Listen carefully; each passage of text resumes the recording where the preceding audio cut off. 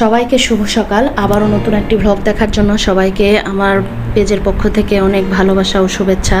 সেই সাথে জানাই আজকে জুম্মা মুবারক। আজকে শুক্রবার, আলহামদুলিল্লাহ আমাদের মতো মানুষের জন্য, মুসলমানদের জন্য একটি বিশেষ বা স্পেশাল দিন। ছেলেও বাসায় আছে, কারণ ছেলের এক্সাম চলছে, স্টাডি লিভ চলছে, এজন্য ছেলে বাসায় আছে। আর আজকে তো আমার মেয়ে বাসায় ভাইয়াকে দেখে একদম অবাক, সে বাসায় আছে আর সে ভাইয়ের সঙ্গে স্কুলে মেন রোডে যাবে। এজন্য আমি আর ছেলে মিলে মেয়েকে রাখতে গেলাম। মেয়েকে রেখে আসার পরে ভাবলাম একটু, ছেলে যেহেতু বাসায় আছে আর স্পেশাল দিন, একটু স্পেশাল কিছু খাবার না হলে হয়। আর তাই বানালাম পপকর্ন দিয়ে বিরিয়ানি। ছেলে এটি মাঝে মধ্যেই খায়, কারণ আমার ছেলের এটি খুব খেতে পছন্দ করে আর ভালোবাসে। আর আমি এই জন্য পপকর্ন বীজগুলো আগে ছাড়িয়ে নিয়েছিলাম।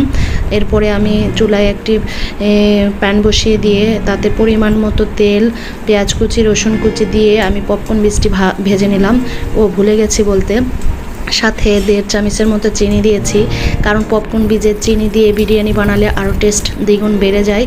এরপরে দিয়ে দিলাম আলু এবং সেদ্ধ ডিম, এটিও দিয়ে দিব, কারণ এটি খেতে আরও মজাদার লাগবে। সাথে মাংসও দিব, মিট এবং খাসির মাংস যেটাকে বলেন আপনারা। আর এর মধ্যে দিয়ে দিলাম আমি পেঁয়াজ কুচি, রসুন কুচি এবং কিশমিশ। এটি দিয়ে আগে ফ্রাই করে নেব, কারণ এটি মেন, এটি না দিলে তো ভালো লাগবে না পপকর্ন বীজের মধ্যে। এই জন্য আগে ভেজে নিচ্ছিলাম।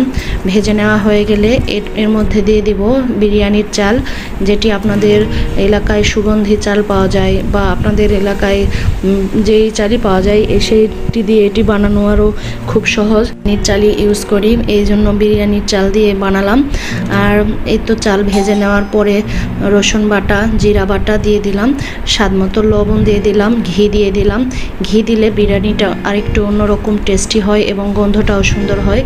আমি চাল প্রায় 10 মিনিটের মতো ভেজে নিচ্ছি, কারণ চালটা ভাজা হয়ে গেলে বিরিয়ানিটা আমার কাছে মনে হয় ঝরঝরে হয়। এরপরে বিরিয়ানির চাল অনুযায়ী পানি দিয়ে দিলাম। আপনারাও আপনাদের বিরিয়ানির চাল অনুযায়ী পানি দিয়ে দিবেন, ভালো লাগবে। এরপরে আমি ঢাকনা দিয়ে সেদ্ধ করে নিলাম কয়েক মিনিট। দেখতেই পাচ্ছেন পুরোটা সেদ্ধ করি নাই।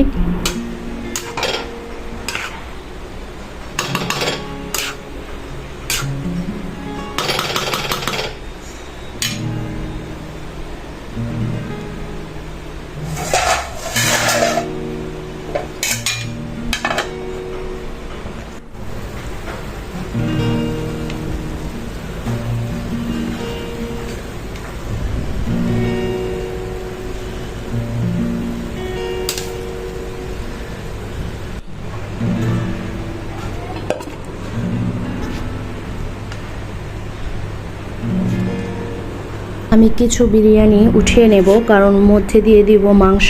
এর জন্য আমি সিদ্ধ করা মাংসটা দিয়ে দিলাম হালকা করে, কারণ সব কিছু ঢেলে দেওয়া যাবে না, এতে করে ভালো লাগবে না খেতে।